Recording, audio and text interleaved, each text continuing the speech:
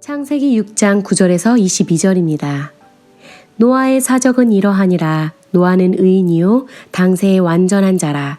그가 하나님과 동행하였으며 그가 세 아들을 낳았으니 셈과 함과 야벳이라. 때에 온 땅이 하나님 앞에 패괴하여 강포가 땅에 충만한지라. 하나님이 보신즉 땅이 패괴하였으니 이는 땅에서 모든 혈육 있는 자의 행위가 패괴함이었더라. 하나님이 노아에게 이르시되 모든 혈육 있는 자의 강포가 땅에 가득함으로 그 끝날이 내 앞에 이르렀으니 내가 그들을 땅과 함께 멸하리라. 너는 잣나무로 너를 위하여 방주를 짓되 그 안에 간들을 막고 역청으로 그 안팎에 칠하라. 그 방주의 제도는 이러하니 장이 300규빗, 광이 50규빗, 고가 30규빗이며 거기 창을 내되 위에서부터 한 규빗에 내고 그 문은 옆으로 내고 상중하 3층으로 할지니라. 내가 홍수를 땅에 일으켜 무릇 생명의 기식 있는 육체를 천하에서 멸절하리니 땅에 있는 자가 다 죽으리라.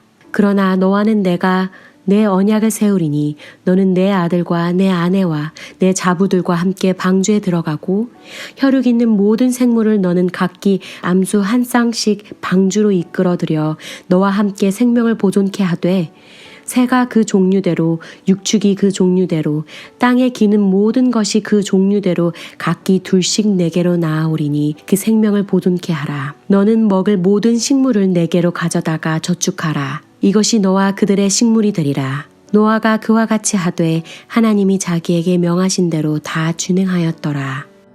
할렐루야.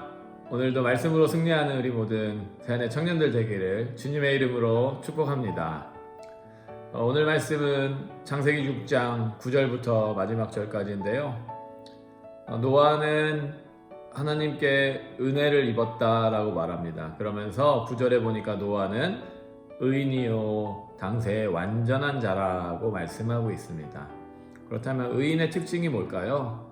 의인의 특징은 그 다음에 나오면 하나님과 동행하였다라고 말씀하고 있죠.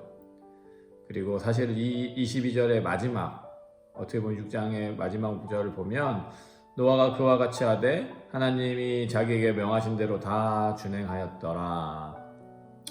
그러니까 하나님 앞에서 의롭다라고 칭함받는 사람의 특징이 무엇입니까? 하나님과 동행하며 하나님의 말씀을 온전히 다 순종하는 사람이죠. 지금 왜 노아의 시대에 심판이 오게 되었습니까? 하나님 말씀에 순종하지 않고 세상의 사람들의 모든 생각이 악할 뿐임을 보시고 하나님께서 탄식하셨다라고 말씀하고 있죠.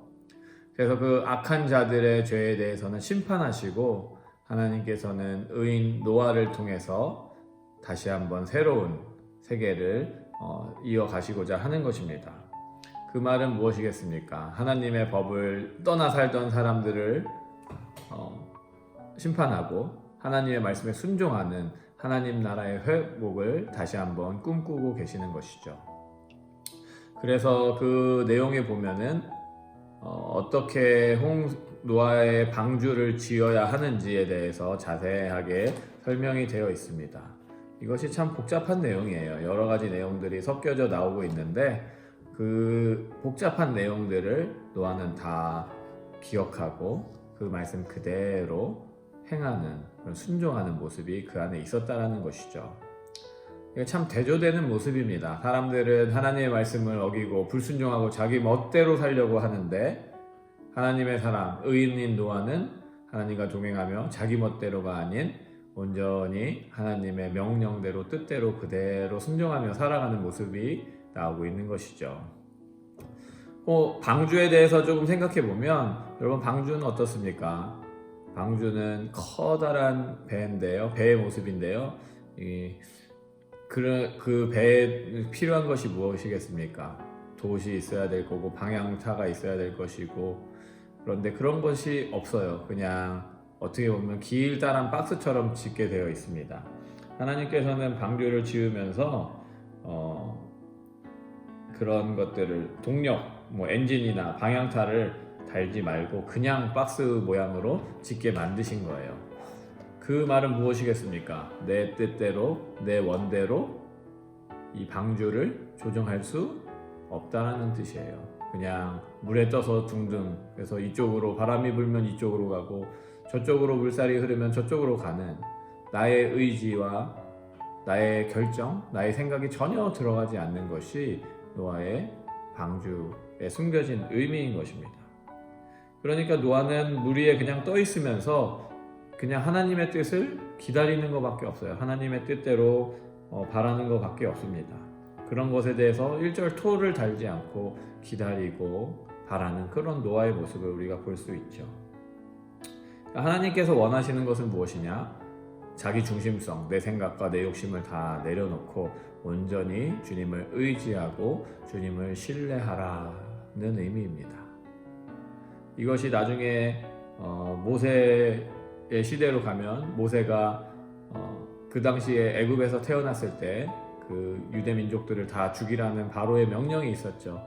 몰래 숨겨서 키우다가 도저히 키울 수 없게 되자 어떻게 됩니까? 석청에 그 바구니에 석청을 칠해서 그 아이를 넣고 나일강에 떠내려 보내는 일이 있죠. 방주나 그 바구니나 똑같은 의미죠. 아무것도 우리는 할 수 없습니다. 전적으로 주님께 맡겨드립니다. 그런데 온전히 주님께 맡겼던 그때에 노아의 방주를 통해서 인류의 구원이 시작되고 모세의 그 물에 떠내려가는 그 바구니를 통해서 이스라엘 백성들의 구원이 또 시작되는 것을 보죠. 결국 이 구원이라는 것은 하나님께 온전히 내어 맡길 때 하나님께서 우리에게 이끌어 주시고 인도해 주시는 그 은혜인 것을 우리가 기억해야 합니다. 우리는 결국 죄로 인해서 다 죽을 수밖에 없는 존재들인데 하나님의 은혜로 예수 그리스도의 십자가에 나의 죄의 문제를 다 내어 맡길 때 예수님께서 대신 피 흘려 죽으시고 죄 사해 주시고 우리를 구원해 주시는 것처럼 우리가 이 땅을 살아가면서 나의 생각과 나의 욕심과 나의 지식을 가지고 결정하고 나아가는 것보다 더 중요한 것은 무엇인가? 바로 그 하나님 아버지께 온전히 내어 맡기고 순종하며 주님의 뜻을 구하는 것입니다.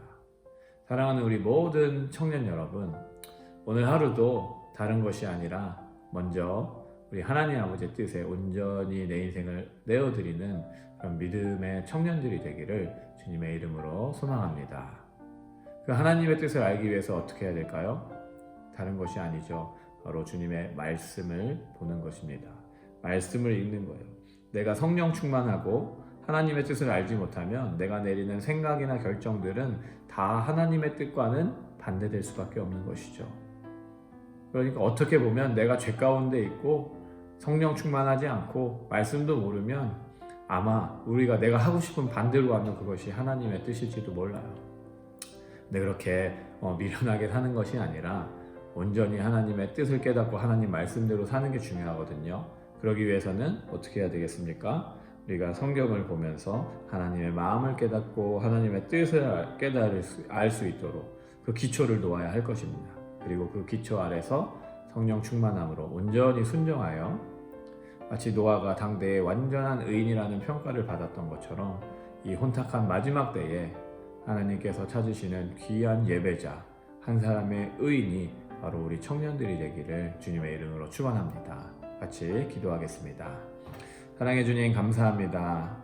오늘 하루 노아의 모습을 보면서 우리 하루를 시작합니다. 주님, 당대의 의로운 자라고 평가받았던 노아는 하나님께서 명령하신 그 말씀을 다 온전히 준행하였다라고 성경은 기록하고 있습니다.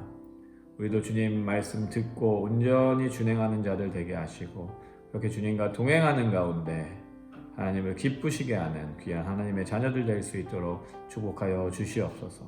하나님의 마음과 뜻을 더 알기 위하여 말씀을 보는 일에 힘쓰는 우리 모든 새안의 청년들 되게 하여 주시옵소서.